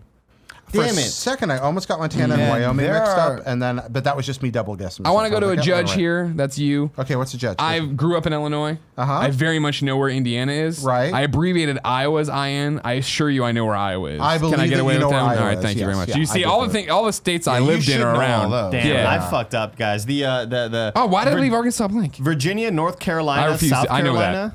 Yeah. I How had dare you. North and South. Oh, shifted oh, up. yeah, moved up Look one? at it. Look at it. Did you guys see What's that? that? What's Pens that? were down, and he went What? and filled one I in. didn't fill in Arkansas, but I know where Arkansas is because it's Missouri. Okay, I Oh believe yeah, you, in that sir. case, Yeah, I know where Pennsylvania is. All right, fine. I think you're a Oh, lying my piece God, of fucking shit. know But that. Nah, I whatever. believe that you know Tennessee, that been was. there So too. you had Carolina one north. Georgia. Yeah. So that's my hometown. So that's that one. Georgia. You also at one point I laughed around here because I was like, "Fuck, I know South Carolina. Yeah. What's above it?" What's and then I was like, "Oh wait, North Carolina is also a state." Oh, Wisconsin beautiful. exists. My That's right. favorite Fuck. is definitely Tim filling in the Great Lakes. Like, did it he's again. got- Nick. What is going on? Nick, No, again, we need to be penalize fair, me every to time or be something. fair, I filled do I in keep one doing of the Great Lakes. It looks like as not Canada. Okay. As I did for Minnesota, North Dakota, and Oh, this Montana. is embarrassing. All those are not Canada. Wyoming, I put just square. I fucked up Because New it's square. Jersey. And then for, it looks like South Dakota, Nebraska, Kansas, and Oklahoma, I put places I don't go. Yeah, I Those are fun for got me. I got New Hampshire. No, I got Massachusetts right. Now, let me ask New you, York? no, I got it. Okay. And Oh, there it is. for Jared, can I get a ruling on this? Okay. For Colorado, I put Greg sucks. Is that accurate? I think you get a half point for Okay, that. I'll give myself that. Ah, And then Maryland. for New Mexico, I said Greg's not the champ. Mil- So I'm gonna give That's myself no a point for points that. because Greg is the champ. Maryland myself and a point. Delaware, get out of my fucking face, dude. Yeah. I gotta be better at this, man. This is really stoking some fire of geography change for me. I want to learn this No, stuff. you don't. Like, look how much. Here's the thing, though. Here's the thing about people who go, Holy shit, I got oh Illinois my God, right. you guys don't know anything about your country. Look at, hey, cool, Greg. Do me a favor, scroll up just a little bit. 72%. All right, All right, guys, there you go. come You got a on C. now. You got a All C on the right. quiz. Now, I'll take I it. want it to be known. No, Coming out of the blocks. Scroll out just a little bit. There you go, right there. Look at how much many more things that American kids have to learn versus Canadian kids. No, no, it Canadian kids, there's British Columbia, Alberta, Saskatchewan, Manitoba, not a real place, Ontario, Nice. Quebec, and Newfoundland and Labor. Well, That's not actually, even a you real get place. closer on the East Coast. There's more. Like it gets more dense That's like when you 5 get or on the 6. East. Yeah, Wow. but there's a Seriously, lot though, fewer. How hard is that for that? They're so cold they can't think. They're like, let's just give them 6 things. That's they so can think mean. about. Don't say that. I did Well, so it's not much nice. worse They're than my cold up there. estimation. I feel proud right now, but I shouldn't. Like you this should. is just something we should know. No. Hey, It's hard. you got an A in a class where everybody else. Well, I mean, I got a 70, but Now, to be anyway. fair, at this point I in high passed, school, cool, Greg. I would have Number just 2. cheated off of Greg. I would Yeah. have- Wow. in Oh, class, you want yeah. you want to look good, but not that good. Yeah, no, I would have wanted to pass the class because at the end of the day, passing is. You're right, actually. You're totally right. Passing is the only thing that matters. I was close to a 50. Yeah. 23 out of 50. Fuck. Oh, that's I got okay. like 4. Yeah, not I too got bad. like 5. I got realistically 1, 2, 3, 4. You guys already 6, asked. 6 out of 50. Man, so what that's is a- You that? got you only knew 6, really? It's that fucked up thing about being about regional geography, where you're really strong around Texas, right? Yeah. And I'm really strong around Illinois. And then I look at his, I'm like, he didn't know where Illinois is? That's crazy to me. But Well, obviously, to be fair, why I the didn't- fuck would you know where I Illinois forgot is? Nevada was where I put when Nevada where Arizona is, and I've driven literally across the border of California and Nevada about 100 times. Okay, so that's how you know. Oh, So I'm Las the dumbest Vegas shit. would have been helpful. Illinois, No, I got Nevada. I got was Nevada. I mean, that was kind of lucky for me, though. Yeah? Getting Illinois was a complete just fucking shot in the dark. So why do I know where the states are? You're a bookworm dork. You know what I mean? Yeah, you are. Fucking loser. You're Huh? learned. Let's bully him. I was doing I don't like you because you're Okay, smart. I I'm do gonna read. bully you. Cool. Yeah. Cool, Greg. You want to throw that You make me stopwatch back? feel mentally inferior to you, so you're gonna get bullied now. Okay, that sounds fair. This is a great time for me to tell you about our sponsor. Here it is. Ladies and gentlemen, this episode of the Game Over Greggy Show is brought to you by Burrow. Let me tell you about Burrow. Owning a couch from hell, it's like a rite of passage. Way too expensive, it's too heavy, too cheap, too worn. But here is the deal. I've had a couch for a while. It's one of those not real leather couches. It just gets really worn. It starts not feeling good. I was like, we got to get rid of this stuff. We got this Burrow couch, and man, it is awesome. Feels great. It's beautiful. It's blue, obviously, because I'm Tim Gettys, and that's the type of life that I live. Gia's super happy with it. I think that's the most important part. It's really comfortable. It's just the right amount of warmth. You know what I mean? Because sometimes it can be a little too hot, a little too cold. This one, I've been having a really great time with it. It was really easy to order. We just got to go to the website. You can see all the different color combinations you want. You can choose how tall you want it to be. I thought that was an interesting feature. You also get to choose the size of your armrests, and then how big you want it to be. There's the smaller ones, the mid-size, the big boys out there. Burrow sofas are ergonomically designed, so we're really comfortable every Monday night watching The Bachelor like we do. And yeah, like I said, you can customize your Burrow sofa to match your style by selecting the color. I don't know why you would choose anything but blue. The blues are really pretty looking. But if that is the type of thing you want to do, feel free. Feel free. You can enjoy 30 days of cozy on your comfortable Burrow, risk-free, or try out Burrow at one of their partner showrooms today. Shipping is fast and free, unlike the rest of the furniture industry, so that's a really nice thing. They sent in a bunch of boxes, which surprised me. I was a little worried about being able to get it into my apartment because my door's really small, but they gave it in a bunch of boxes. We could just bring it in, and it was super easy to put together. It's kind of like grown-up Legos. Let's see what else we got going on here. You can customize your own Burrow and get $75 off your order by going to burrow.com/Greggy. That's BURROW.com/Greggy for $75 off your purchase. Burrow makes the luxury couch for real life.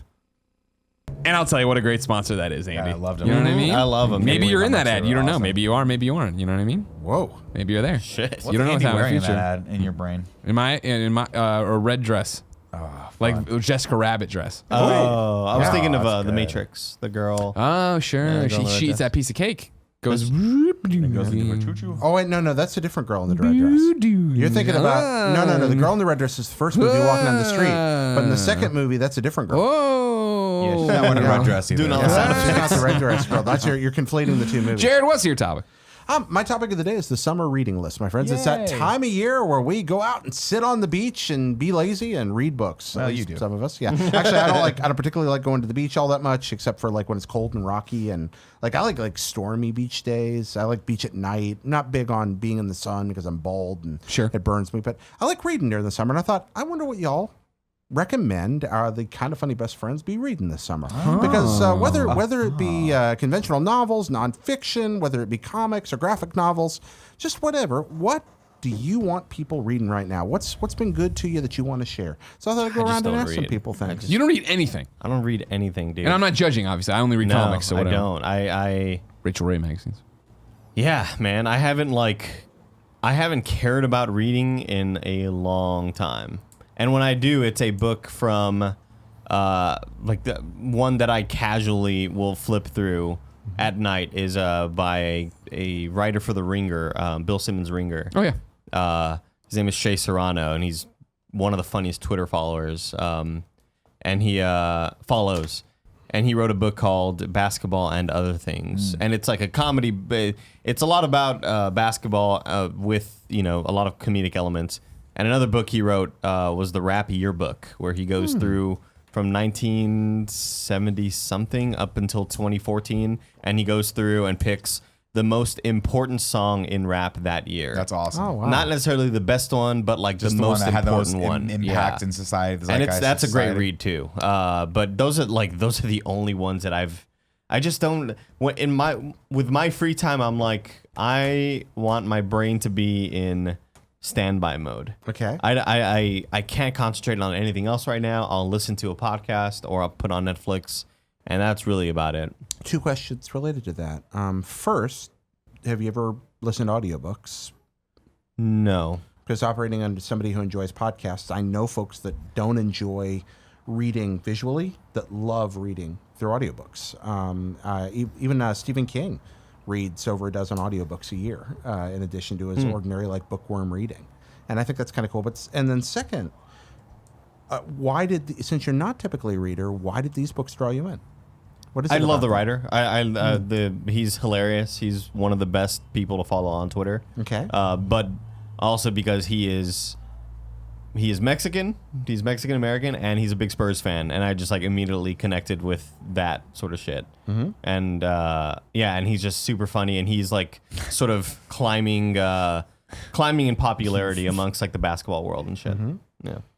Yeah, actually, the book I was thinking about, I was going to jump straight to Nick, but the book that I was going to talk about today, also written by Mexican Americans, so I'm going to pop there, and that's Rebel Without a Crew by Robert Rodriguez. Oh, yeah. Which is one of never read my that. very favorite pieces of nonfiction. It is a two-part book. It's broken up into two segments. The first is the story of making El Mariachi for $6,000.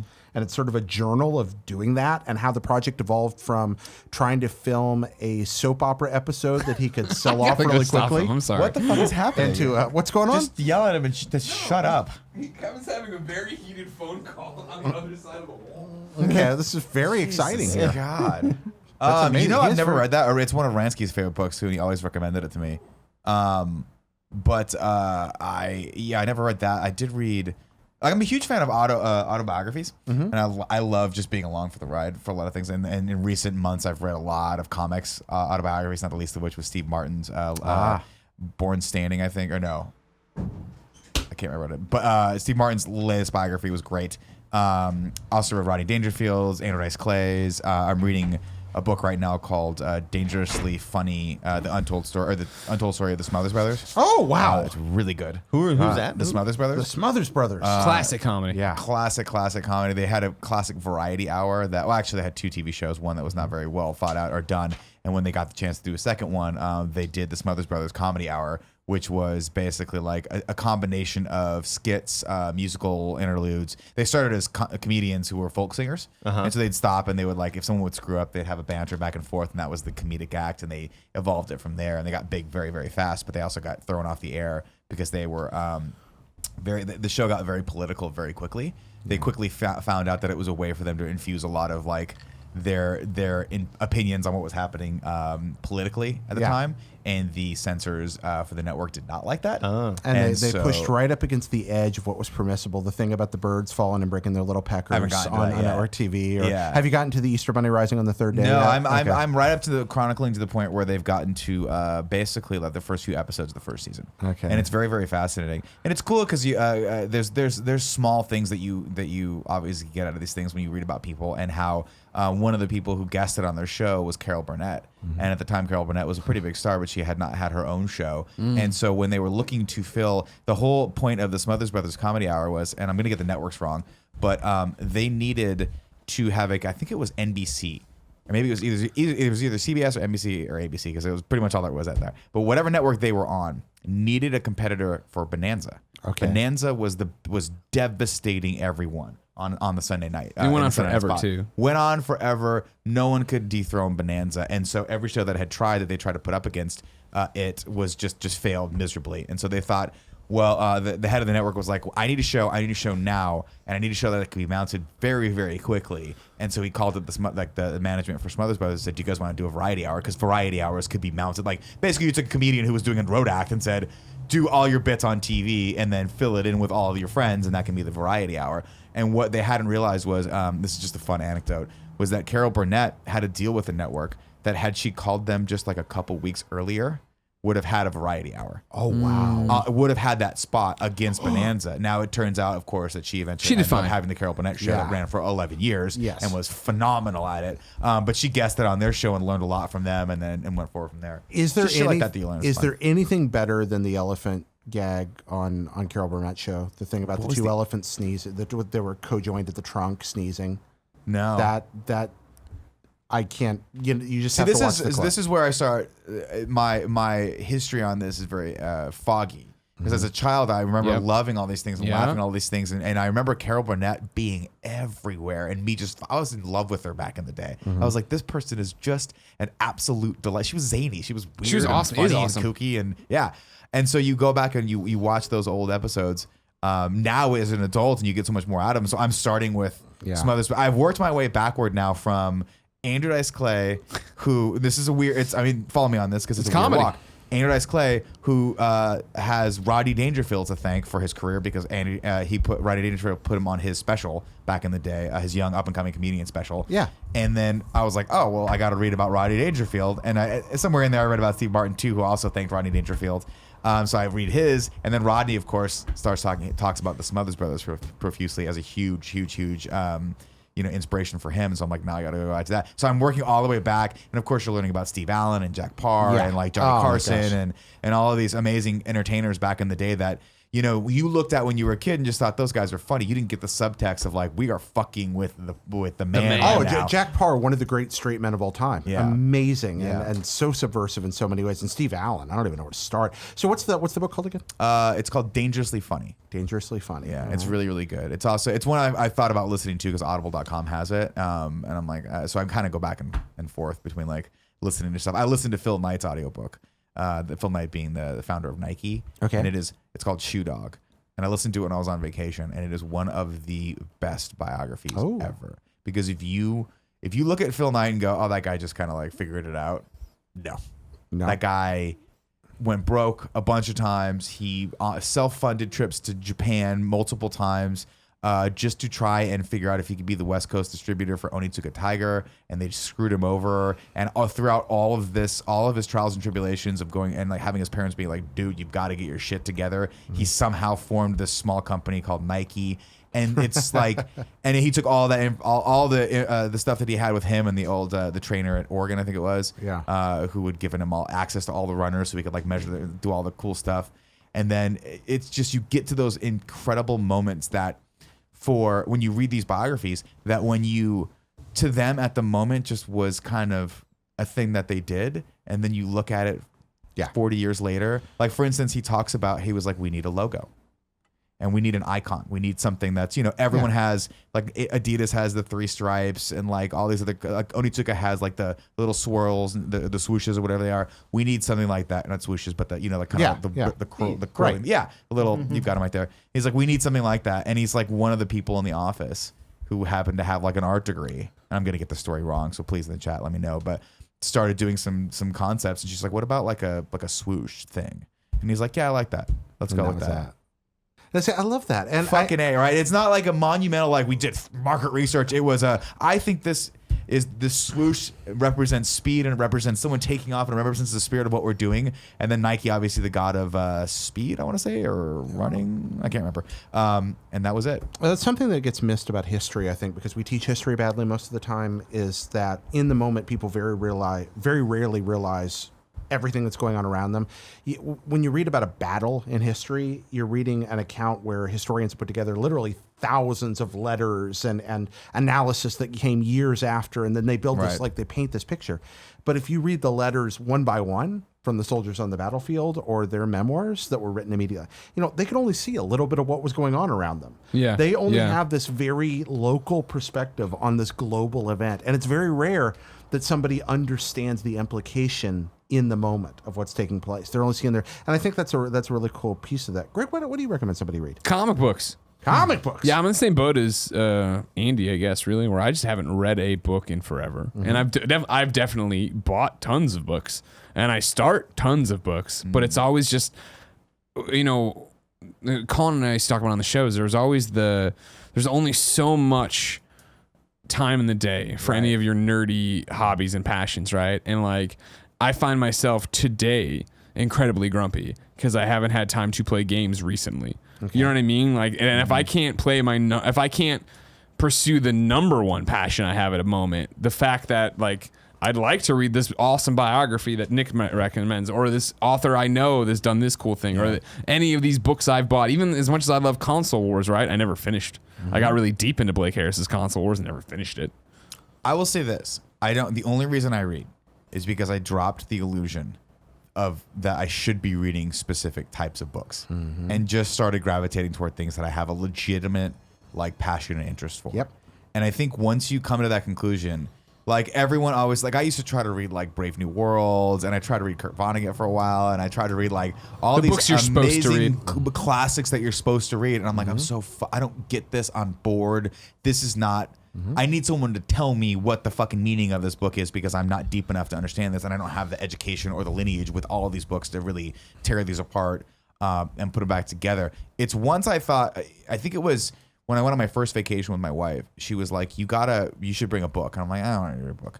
And this is one of my favorite things that ever happened to me. We're on vacation in Thailand, and we're staying at this hotel. And I have never seen this before because I don't travel. And whenever we did travel, it was for like work, right? We'd go to Tokyo and bring fucking gear and not explore really anything unless it was a bar. But I'm with my wife, and she's like, I'm like, I should have brought a book. I want to read something. She goes, this place probably has a traveler's library. And I'm like, what is that? And she goes, oh, it's a place where when people bring their books and finish them, they donate them to the library. Yep. And then if you go, you just pick a book. And I'm like, well, I have to pay for it? Because I'm like, I'm not fucking paying for it anymore. I'm not fucking paying for it. It's already cost me an arm and a leg here. We got to take the kids. And she's like, no, you don't have to pay for it. It's all just by the grace of people's goodness. Yeah. And I went, and I remember I was like, it was this like hilariously beautiful library that was designed to like jut out and have some windows that overlooked the ocean, and there was just these like rows and rows and columns of these books. And I looked around, and I went, and obviously some of them were in foreign languages, and the only one that I could find that was of any interest to me was that was in English was Roger Moore's biography. Oh, okay. And we had been watching, we had rented from the hotel DVDs of and they had like animated show, and they had like Bond, and I was like, oh, we should watch some Bond movies. So I was like, this is kismet. Like, I'll just start reading this. And that's what kind of got me into biographies. Yeah, you I was love like, biographies. This is such an easy read. It's just so fun to be on that journey with these people. You see where they started, and you see some of those struggles mirrored in what we had to go through, what everyone goes through when you start something creative, when you start a creative endeavor. And that's why I think I love it. I love learning from these people, of like seeing them look back on their lives and go, I made a few missteps here and there. Maybe I mistreated some people. Maybe I didn't do the thing I wanted. Maybe I let greed take control of me. But like, but there's always lessons that are like these commonalities that you get when you read people's biographies. Yeah, biographies are cool. really strong reinforcers of empathy a lot of the time, I think. And they provide context for how we look at people in our own lives and how we look at ourselves. So I think that makes them very powerful. It does. And and it's fun because like you read a guy like Andrew Dice Clay's biography and you read it knowing where he's at right now, and he's gone through so many things. Yeah. Like he was at the one of the biggest, he was probably the highest grossing comic of the late 80s for a while. He was the Dane Cook of the 80s. He was, I'll go as far as to say probably the Eddie Murphy of the late 80s. Okay. As far as comics, as far as stand-up comics were concerned. Like he was up there in the pantheon. Fell from grace, of course, had some gambling issues, was to a point where he wasn't really making that much money, and is now slowly started mounting the comeback to the point where he's had the Showtime show, and he's had a couple other shows, and he's been on Entourage, and he's been on all these things. But he'll never be what he was in like 87 before Adventures of Ford Fairlane was about to come out in 89. It's interesting that you gravitate so much to biographies, because even our friends, when they write biographies and send them to us, whether it's Justine or Felicia or Aisha, like I'm always like, oh yeah, and I love them, and I start reading it and it's in their voice, but then I'm just always like, I just putter out somewhere along. And I guess the last book I read that I crushed was the Bendis book, Words for Pictures, which was the one of how to write a comic book. Yeah, that's right? cool. And that's because for me, that wasn't, it's similar, I guess, what you're talking about. And it's similar to what I was talking about with school, where it was something I was doing because I had a goal with it and where I was going. Right. Not just because, it's the same way of like, I won't watch an hour-long TV show because I don't have that attention span for that. Right. Whereas I'll sit down and play a video game. I'll play, 30 hours of Fortnite or whatever over a couple weeks and stuff, and just branch out that way. So you mentioned comic books earlier. Yeah. I mean, what would you lean into right now if you're going to drop? Because comics are Well, I have a whole show fantastic about it, of literature. course. You do a show about Greg's that? Comic Book Club. You can catch it out at patreon.com/kindoffunny, $1. I need to borrow Invincible from you. Oh, okay. That's one that I am like. Have you not read Invincible? No. You have to. I'll bring in the compendiums or the ultimate editions for you. They're big, so I'll bring them in one by one. Here's what I love about Invincible. You mentioned, you guys were talking about The Office and how it went on too long, which, by the way, is pretty much 90% of television everything. shows. Yeah. With a shout out to Breaking Bad, which I think ended perfectly. Invincible ends, and it ends right when it should. It's Rad. good. It's really good. Yeah. And it takes. I love anything, and this I think is a hard skill to develop. And I'm always appreciative of people. Have you who read are- through? You're done with everything now? Oh yeah, I'm done. Okay. I'm always very appreciative of writers or creators who can do this, who can subvert that expectation, right? Who can go, we're gonna start from the basis of the normal superhero comic, and by issue 5, maybe A little bit deeper than that, a little but bit deeper, where they really we are get off gonna it. fucking rock your world, dude. We're gonna take all these tropes, all these MacGuffins, all these things that you think that you know about this, that you've Sure. seen played out so many times in this humdrum, boring fucking manner, and we are gonna fucking spin that shit, and wherever it lies, and that's what's so good about Invincible is right when you think it's gonna be one thing, no, fuck that, dude, it's over here. Yeah, Subverted expectations. I That's just amazing. never had I was never around where comic books existed. Like I think there was a shop nearby where I grew up, but it was more of a like collectible card shop. Sure, and yeah, shit yeah. like Magic that. shop, yeah. And they may have had some comic books there. That but wasn't their bread and butter, though. Yeah, I was Yeah. just I don't know. I was never there was I remember going to Arkansas to visit my cousin during the summer. I got that one. And that's where I would like buy my first comic book. Yeah. But they were never around though as a kid, and it always bummed me out because I always wanted that. I wanted to live in that nerd world. Sure. And I knew it existed. I just didn't know how You to didn't get have that there. shop there. You Yeah. didn't And have I a little remember shop. going to when I was in Arkansas, and I bought like a couple issues of Spider-Man, a couple of Spawn comics, and like a Wizard World The Wizard magazine, Right, yeah. Wizard magazine, yeah. And that was like, man, this is so cool, and I Yeah, want to Wizard be a part of magazine was this. awesome. And I just don't know how. I don't know where to get started because that shit does not really exist where I'm from. Greg's Yeah. Comic Book Club. Yeah, now they do. That's where you go. For what do you recommend? stuff that right now is awesome. Of course, it's cool because I'm like, I've talked about this. I haven't talked about it. Like, Greg's Comic Book Club is so niche that I don't think so many people have even heard about it, let alone watched it. Great club, though. For me personally, right now, it's a great time to be alive, right? Because you're getting a Superman renaissance in the way that Brian Michael Bendis has come in and is taking over both Superman and Action Comics. He just finished a 6-issue run called Man of Steel, which basically sets the precedent and tone for where his story is starting and taking place from. That just wrapped last week, and Superman #1 just dropped today. In the same way, we always talk about how hard it is to jump onto ongoing comics. Where do you go? How do you get into something? They did a soft reboot right now of Spider-Man, so you can jump in with Amazing Spider-Man right now, which is drawn by Ryan Otley, the guy who drew Invincible. Yeah. It's fucking gorgeous right now. I'm halfway through. We're recording this on Wednesday at lunch. I just started reading Spider-Man and was going through that. Art's great, and comic books, not every comic book, obviously, but the ones that are killing it, I think, in like this Spider-Man issue so far is, after only having read, they did one free comic book day to kind of prime the pump for it.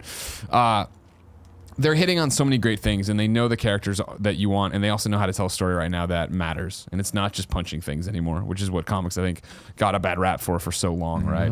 In the way that this one opens, the opening of the Spider-Man book, right, is very like, not heartbreaking, but bittersweet, because it's like this really sweet memory Peter's talking about. And he's like, when it's bad, I remember this because this is how good it can be. And you get a page, 2 pages of it, right? Like just the turn, and then it's back, it's into his life. And so now I'm already like, well, fuck, what is the story that is there? What are you telling me there? Obviously, we're going to flash back to this over and over again. I didn't realize that was my phone. We'll flash back over and over to it. In the same way of Superman, where Man of Steel was, and I know a lot of people didn't like the finale, number 6 that just came out, but it was a great tease for me as somebody who's been reading the books for forever, and like it was up on continuity when we got there, of just like, wait, like the whole, beginning of Man of Steel 1 and what happened in Action 1000 or whatever for Bendis' first story was very much that, like, all right, we know that Lois Lane doesn't work at the Daily Planet anymore, and Perry White's talking shit about her to Clark Kent, her husband. So it's like, are they divorced? Did she leave? Like, what happened? And so Bendis played with that the entire way until finally in issue 6, you find out what is happening. And it was that thing for me personally. I know a lot of people don't like it. It was like, oh fuck, I can't wait to see how this continues over into Superman in Action. So now we have those books there. Lovely. And then the one I just recommended on the club last time around, in that I think's it's one volume right now. Volume 2 apparently is coming sometime in 2019. It's a slice of life book, which is not superheroes, no tights, nothing like that, nothing outrageous. It's called Swing. It is this 5, maybe 6 issues, but you can only buy it as a volume, so it doesn't even matter what it is, right? Story of this couple that fell in love in college, got married, had the 2 kids, and now their sex life's kind of dull, and they're not connecting anymore that way. And they're like, she thinks about cheating, but she never would, obviously. He flirts with this girl at work, but not like in that way. You know what I mean? That thing of just like a restless story. And it's this journey to them becoming swingers and entering that world, and not it's super hot, and like the art is super hot, like, but it's not an erotic comic, and it's not like swingers, like we're glorifying this shag carpet gross thing, right? It's Vaughn. It's written by a couple that are swingers and are bringing in like parts of their life and what the culture is, but like reading it, I got recommended because I follow the artist, because the artist who is working on it is married to one of the artists who was working on Justice League and a couple other things, or superhero books in general. And so I'm going through, and the art's beautiful, but the story I wasn't expecting to connect with as much, and just be like, this is really heartwarming and breaking all at the same time. And then to see them ease into the swingers club, and like it ends like, not like they are like fucking swinger. It ends like her husband freaking out at the swingers club and not being okay with it, and her trying to bring him on board. And it's like, that's the end. And it's like, wow, like the volume doesn't even end with them being swingers. Yeah. Like, this is what they do, right? It's the story of people on a journey. It's a story of 2 people, right? Yeah. And again, it's subverting expectations, which is always bad. Exactly. Okay, so yours would be Swing, the new soft reboot of Spider-Man, and Superman, Man of Steel, and number 1. Yours is The Rap Yearbook. The Rap Yearbook by Shea Serrano. Yours, Nick, would be... If you had to pick one, I would say, if you want more modern stuff, I would do the Phil Knight biography, Shoe Dog. Okay. I would do that. Shoe Dog by... Shoe Dog. Shoe Dog It's by... Phil Knight. Phil Knight. Thanks. What do you want us to read? Just Rebel Without a Crew by Robert Rodriguez, which that one. anybody that ever... It doesn't matter if you care about film or not. First half of the book, here's how I made a movie for $6,000 by accident. Second half of the book, here's how to do anything you really care about. Just jump in and do it, with a very useful toolkit for making movies inexpensively, which could easily be reapplied to other things you care about, like games or building a deck on the back of your house or 100 other things. It's a neat read. It's also not on Amazon, which makes it a pain.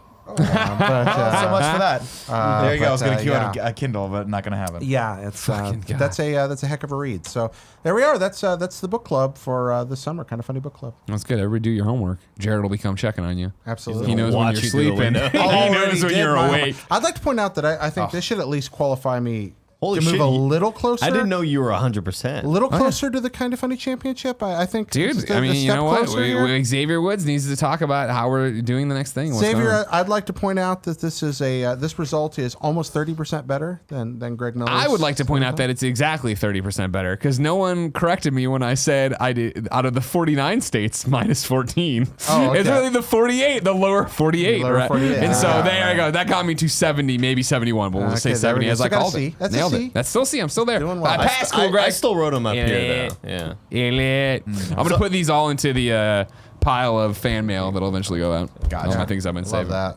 I will put 2 more notable shout outs out of my book reading. Shout outs? 3 more, actually. One, I read Sam Kinnison's brother's biography of Sam Oh, Kinison. did you finish it? I know you were reading it. Fucking amazing. And you can't get it anywhere. You have to buy it. It's out of print by far. It's not on Kindle. Very, very good. Also, 2 oral histories, which if you don't even like a biography, you want to listen to an oral history, which is even better. Live from New York, which is amazing. Ooh. It's about Saturday Night Live. And Powerhouse is about the formation of CAA, Creative Artists Agency, which is one of the most powerful agencies on the planet. Mike Ovitz ran. That's fucking Wow, fascinating. one of the most powerful agencies on the planet sounds like something that like the Super Friends Fucking would government, battle. yeah, yeah. Like Not too far Wow, away. Not too really? far away from that, That's yeah. I got Wow. 50%, by the way, guys. Did you really? Good. Yeah. Hey, I think doing math, let me just, carry the one. I got 98%. Crazy. I was counting 50 states, well, but I only counted 24 correct on here. Gotcha. I was counting 24 out of 50 out of 48. 50, but it's 48 out of mean, 48. I don't see so actually Arkansas, I I'm don't- still 100%. Yeah. Is that how math I'm going to give you yeah, you like that? I'm so Yeah, stupid. yeah. I'm going to give you Alaska and Hawaii. If you didn't know, ladies and gentlemen, this has been the Game Over Greggy Show. Each and every week, 4, sometimes 5 best friends gather on this table, each bringing a random topic discussion for your amusement. If you like that, head over to patreon.com/kindafunny, where you can get the show early. You can get the pre and post shows. We're about to do a post show after this. You can get it in a whole bunch of cool perks and stuff. Seasonal shows, early access, stuff like Support that. us, guys. Help us out, brother. You know what I mean? If you don't want to support us because you hate us, but you like the show, you can wait for the show to go up the following Friday. That's right, 1 week after it posts on patreon.com/kindafunny, at youtube.com/kindafunny, and on podcast services around the globe. Until next time, it's been our pleasure to serve you. Thanks for watching the Game Over Greggy Show, everybody. Click up here to subscribe to our YouTube channel. It means a lot. Please do it. Click down here to go support us on patreon.com/kindafunny. It means even more. Please do it. Click here for a playlist of episodes, and then click here for fucking nothing. You fucker, got you. You were looking at it the whole time. I'm just kidding, though. Please click on the other things because they are important to us. Please.